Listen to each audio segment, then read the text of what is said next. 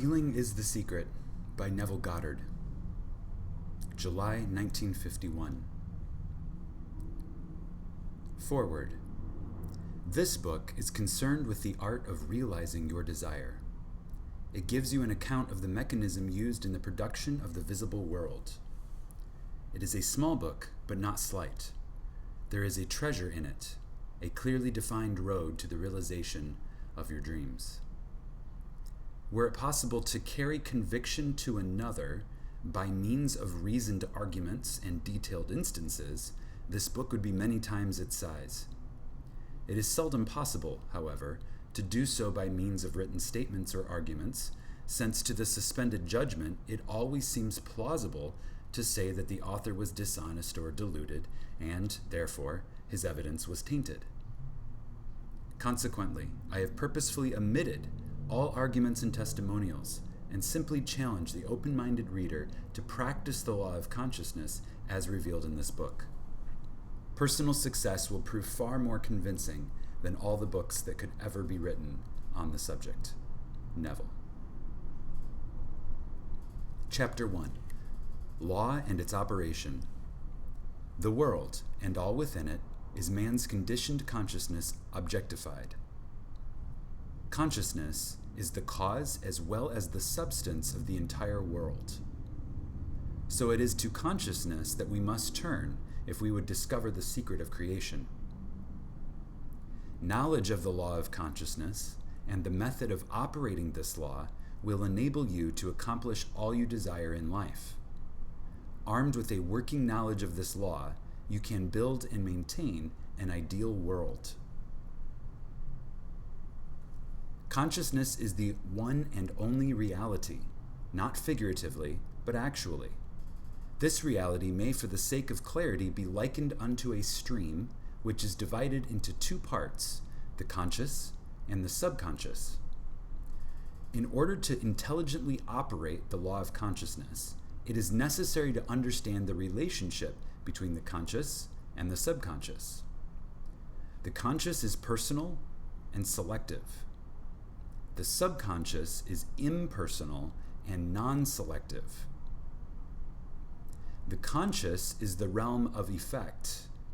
The subconscious is the realm of cause. These two aspects are the male and female divisions of consciousness. The conscious is male, the subconscious is female. The conscious generates ideas and expresses these ideas on the subconscious. The subconscious receives ideas and gives form and expression to them. By this law, first conceiving an idea and then impressing the idea conceived on the subconscious, all things evolve out of consciousness. And without this sequence, there is not anything made that is made. The conscious impresses the subconscious, while the subconscious expresses all that is impressed upon it. The subconscious does not originate ideas, but accepts as true those which the conscious mind feels to be true, and, in a way known only to itself, objectifies the accepted ideas. Therefore, through his power to imagine and feel, and his freedom to choose the idea he will entertain, man has control over creation. Control of the subconscious is accomplished through control of your ideas and feelings. The mechanism of creation is hidden in the very depth of the subconscious, the female aspect, or womb of creation. The subconscious transcends reason and is independent of induction. It contemplates a feeling as a fact existing within itself, and on this assumption proceeds to give expression to that feeling. The creative process begins with an idea, and its cycle runs its course as a feeling and ends in a volition to act. Ideas are impressed upon the subconscious through the medium of feeling. No idea can be impressed upon the subconscious until it is felt, but once felt, be it good, bad, or indifferent, it must be expressed. Feeling is the one and only medium through which ideas are conveyed to the subconscious. Therefore, the man who does not control his feeling may easily impress the subconscious with undesirable states. By control of feeling, it is not meant restraint or suppression of your feeling, but rather the disciplining of self to imagine and entertain only such feeling as contributes to your happiness. Control of your feeling is all important to a full and happy life. Never entertain an undesirable feeling, nor think sympathetically about wrong in any shape or form. Do not dwell on the imperfection of yourself or others. To do so is to impress the subconscious with these limitations. What you do not want done unto you, do not feel that it is done unto you or another. This is the whole law of a full and happy life. Everything else is commentary. Every feeling makes a subconscious impression and, unless it is counteracted by a more powerful feeling of an opposite nature, must be expressed. The dominant of two feelings is the one expressed. I am healthy is a stronger feeling than I will be healthy. To feel I will be is to confess I am not. I am is stronger than I am not. What you feel you are always dominates what you feel you would like to be. Therefore, to be realized, the wish must be felt as a state that is, rather than a state that is not. Sensation precedes manifestation and is the foundation upon which all manifestation rests. Sensation precedes manifestation and is the foundation upon which all manifestation rests. Be careful of your moods and feelings, for there is an unbroken connection between your feelings and your visible world. Your body is an emotional filter and bears the unmistakable marks of your prevalent emotions. Emotional disturbances, especially suppressed emotions, are the causes of all disease. To feel intensely about a wrong without voicing or expressing that feeling is the beginning of disease. Disease in both body and environment. Do not entertain the feeling of regret or failure, for frustration or detachment from your objective results in disease.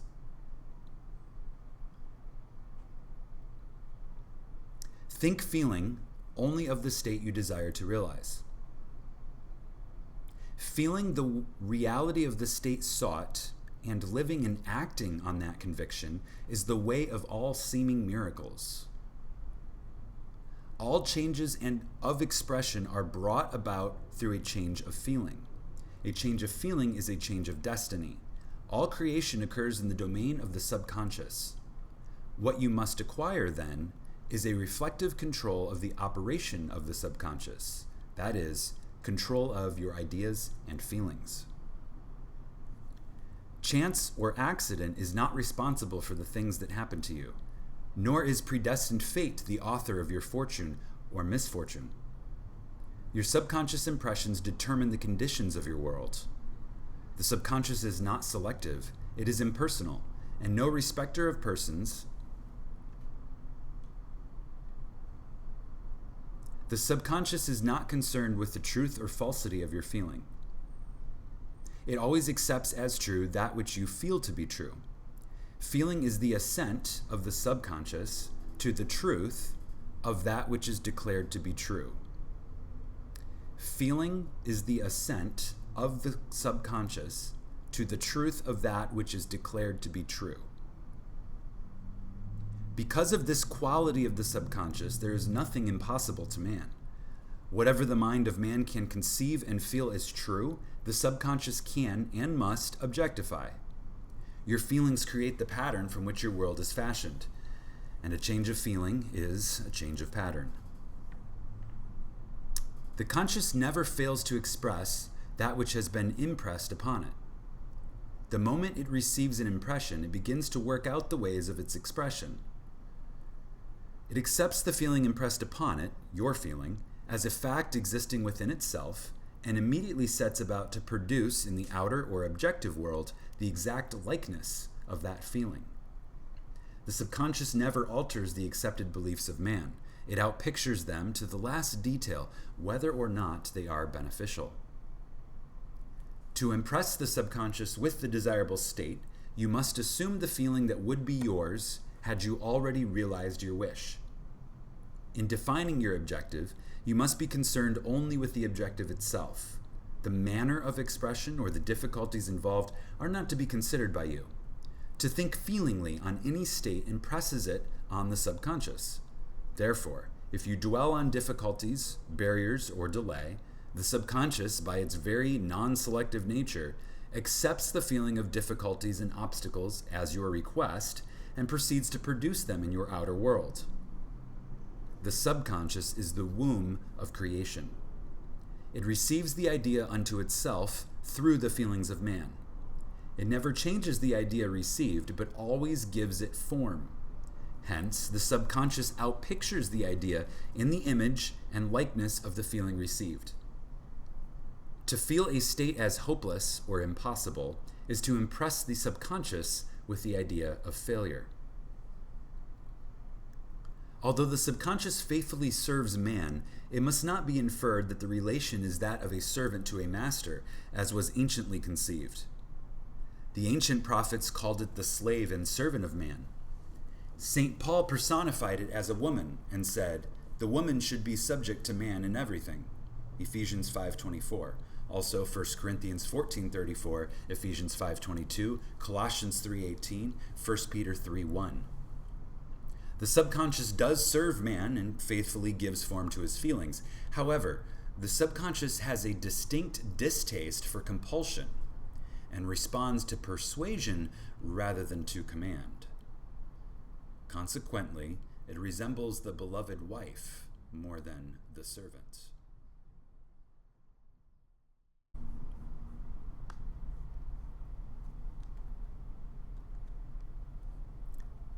The husband is head of the wife, Ephesians 5:23, may not be true of the man and woman in their earthly relationship, but it is true of the conscious and the subconscious, or the male and female aspects of consciousness.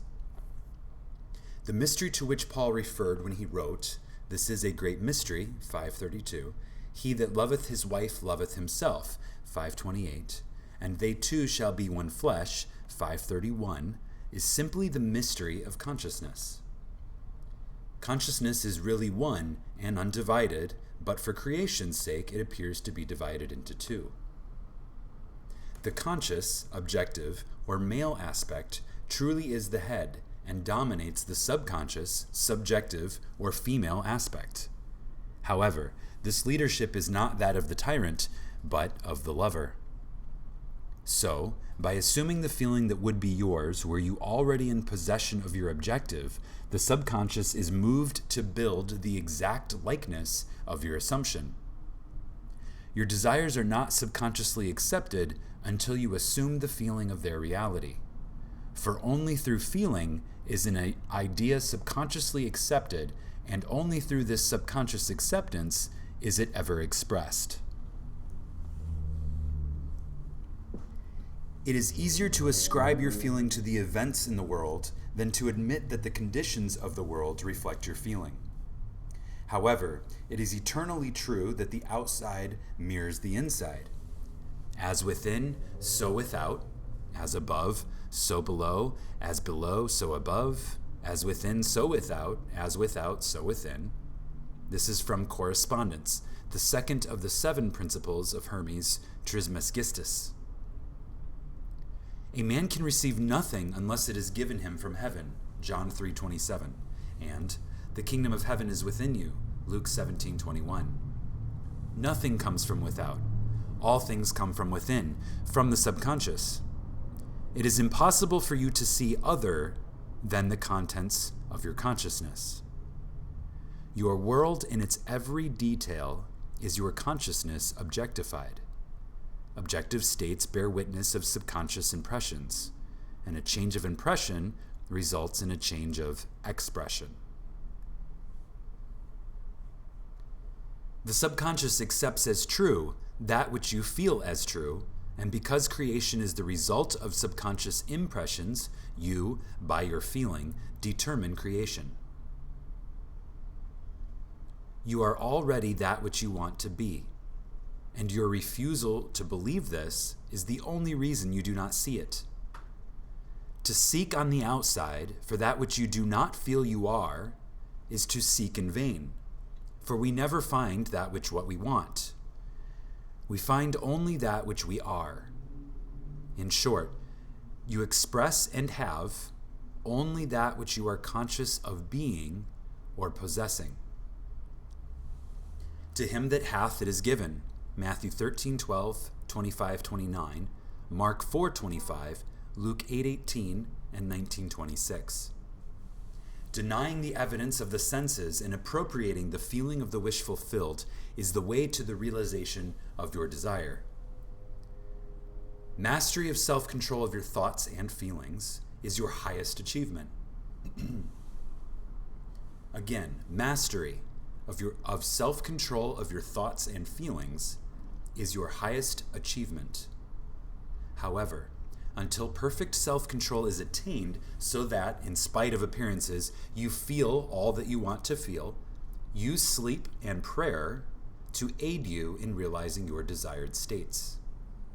These, sleep and prayer, are the two gateways into the subconscious. Chapter 2. Sleep. The life that occupies 1/3 of our stay on earth is the natural door into the subconscious. So it is with sleep that we are now concerned. The subconscious 2/3 of our life on earth is measured by the degree of attention we give sleep.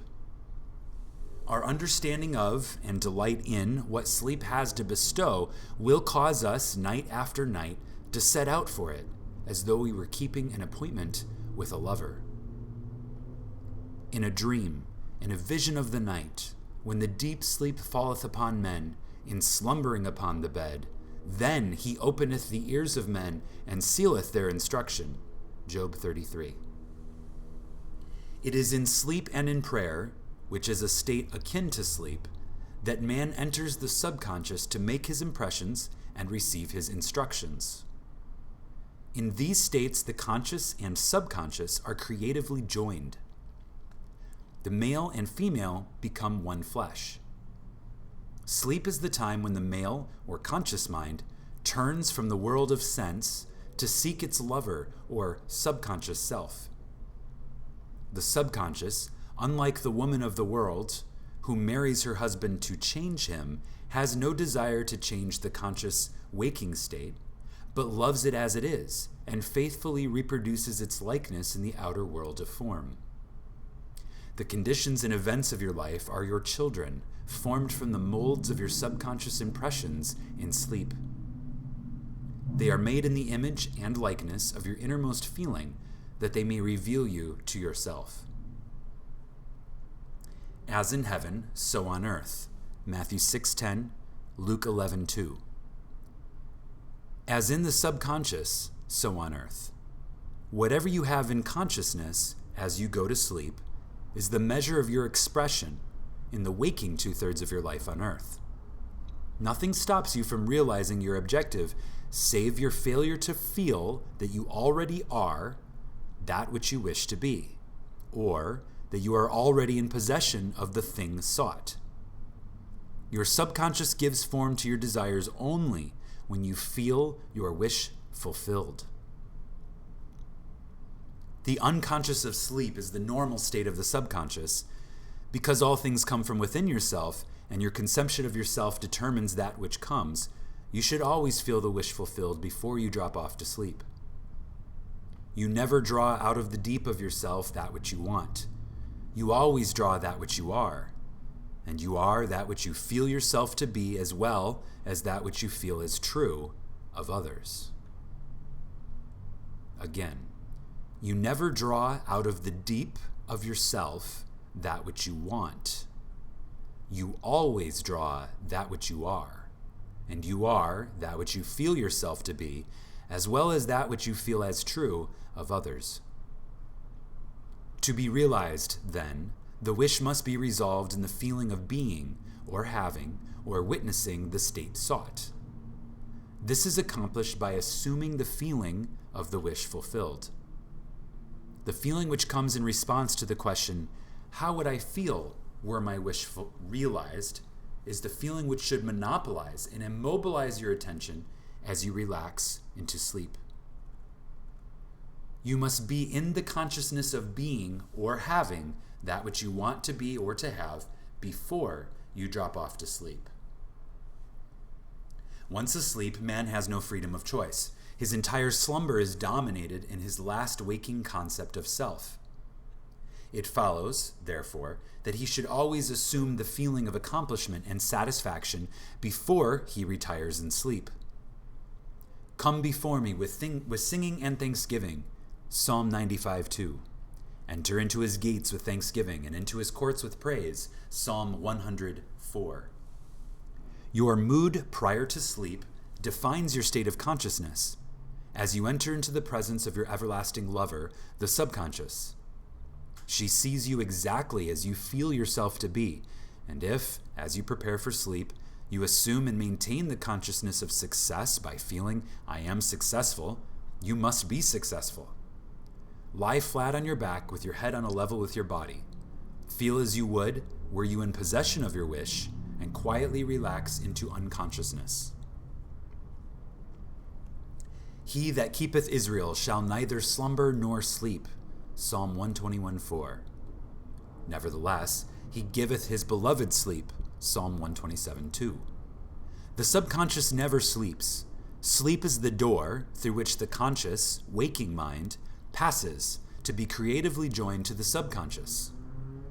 Sleep conceals the creative act, while the objective world reveals it. In sleep, man impresses the subconscious with his conception of himself. What more beautiful description of this romance of the conscious and subconscious is there than that told in the Song of Solomon? By night on my bed I sought him whom my soul loveth, 3:1. I found him whom my soul loveth, I held him, and I not let him go, until I had brought him into my mother's house, and into the chamber of her that conceived me, 3:4. Preparing to sleep, you feel yourself into the state of the answered wish, and then relax into unconsciousness. Your realized wish is he whom you seek. By night, on your bed, you seek the feeling of the wish fulfilled, that you may take it with you into the chamber of her that conceived you, into sleep or the subconscious which gave you form, that this wish may also be given expression. This is the way to discover and conduct your wishes into the subconscious.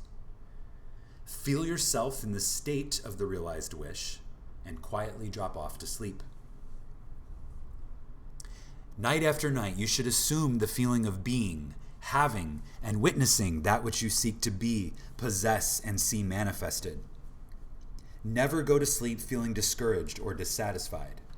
Never sleep in the consciousness of failure. Your conscious, your subconscious, whose natural state is sleep, sees you as you believe yourself to be, whether it be good, bad, or indifferent. The subconscious will faithfully embody your belief. As you feel, so do you impress her, and she, the perfect lover, gives form to these impressions and outpictures them as the children of her beloved.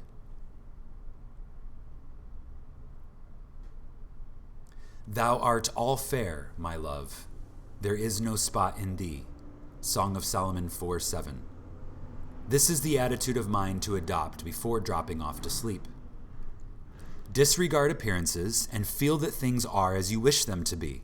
For he calleth things that are not seen as though they were, and the unseen becomes seen.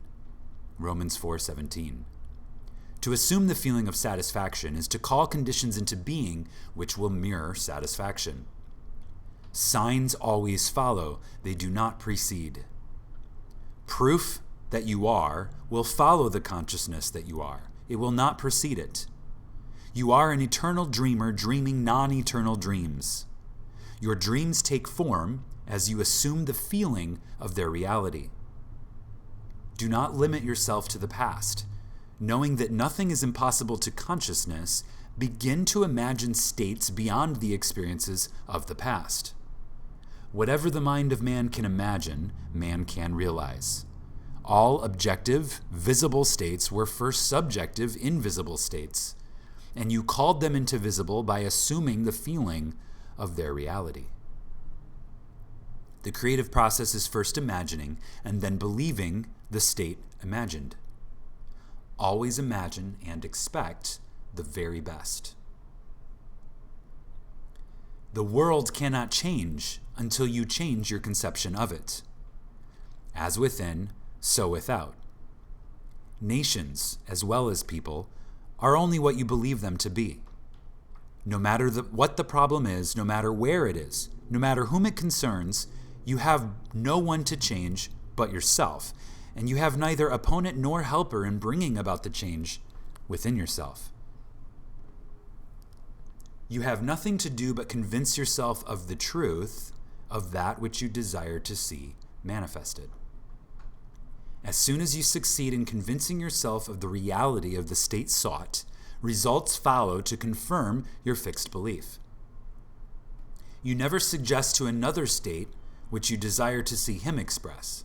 Instead, you convince yourself that he is already that which you desire him to be. Realization of your wish is accomplished by assuming the feeling of the wish fulfilled. You cannot fail unless you fail to convince yourself of the reality of your wish. A change of belief is confirmed by a change of expression. Every night, as you drop off to sleep, feel satisfied and spotless, for your subjective lover always forms the objective world in the image and likeness of your conception of it, the conception defined by your feeling. The waking 2/3 of your life on earth ever corroborates or bears witness to your subconscious impressions. The actions and the events of the day are effects. They are not causes. Free will is only freedom of choice. Choose ye this day whom ye shall serve, Joshua 24:15, is your freedom to choose the kind of mood you assume. But the expression of the mood is the secret of the subconscious. The subconscious receives impressions only through the feelings of man, and, in a way known only to itself, gives these impressions form and expression. The actions of man are determined by his subconscious impressions. His illusion of free will, his belief in freedom of action, is but ignorance of cause which make him act. Again, the actions of man are determined by his subconscious impressions. His illusion of free will, his belief in freedom of action, is but ignorance of the causes which make him act. He thinks himself free because he has forgotten the link between himself and the event. Man awake is under compulsion to express his subconscious impressions. If, in the past, he unwisely impressed himself, then let him begin to change his thought and feeling, for only as he does so will he change his world. Do not waste one moment in regret, for to think feelingly of the mistakes of the past is to reinfect yourself. Let the dead bury the dead, Matthew 8:22, Luke 9:60. Turn from appearances and assume the feeling that would be yours were you already the man you wish to be. Feeling a state produces that state. The part you play on the world stage is determined by your conception of yourself. By feeling your wish fulfilled and quietly relaxing into sleep, you cast yourself in a star role to be played on earth tomorrow. And, while asleep, you are rehearsed and instructed in your part. The acceptance of the end automatically wills the means of realization. Make no mistake about this. If, as you prepare for sleep, you do not consciously feel yourself into the state of the answered wish, then you will take with you into the chamber of her who conceived you the sum total of the reactions and feelings of the waking day, and, while asleep, you will be instructed in the manner in which they will be expressed tomorrow. You will rise believing that you are a free agent, not realizing that every action and event of the day is predetermined by your concept of self as you fell asleep the night prior. Your only freedom, then, is your freedom of reaction. You are free to choose how you feel and react to the day's drama. But the drama, the actions, events, and circumstances of the day, have already been determined. Unless you consciously and purposely define the attitude of mind with which you go to sleep, you unconsciously go to sleep in the composite attitude of mind made up of all the feelings and reactions of the day.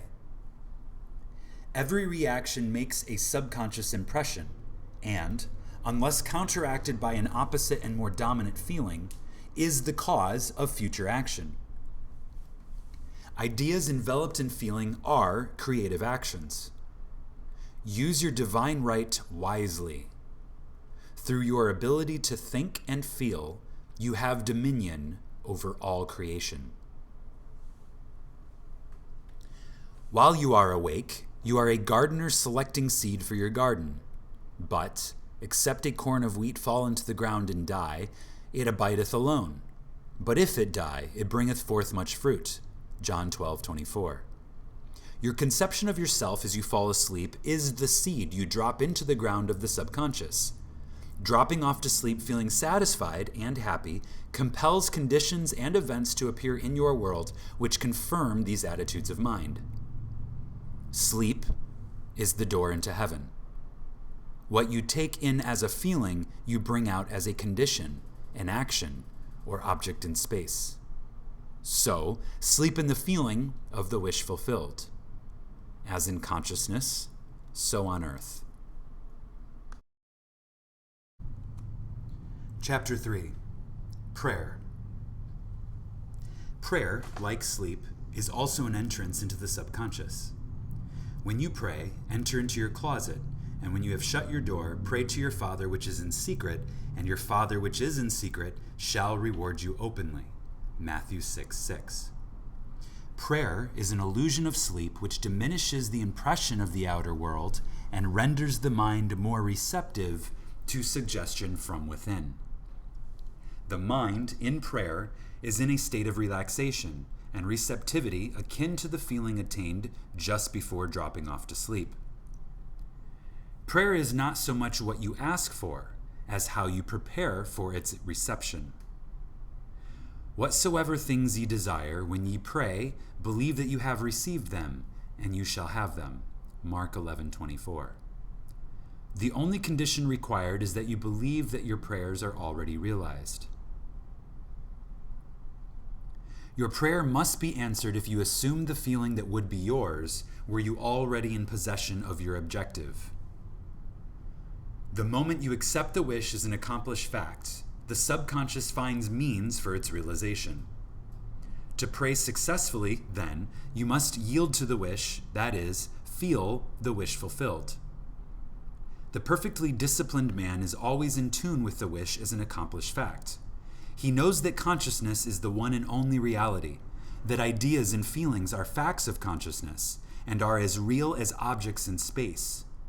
Therefore, he never entertains a feeling which does not contribute to his happiness. For feelings are the causes of the actions and circumstances of his life. On the other hand, the undisciplined man finds it difficult to believe that which is denied by the senses and usually accepts or rejects solely on appearances of the senses. Because of this tendency to rely on the evidence of the senses, it is necessary to shut them out before starting to pray, before attempting to feel that which they deny.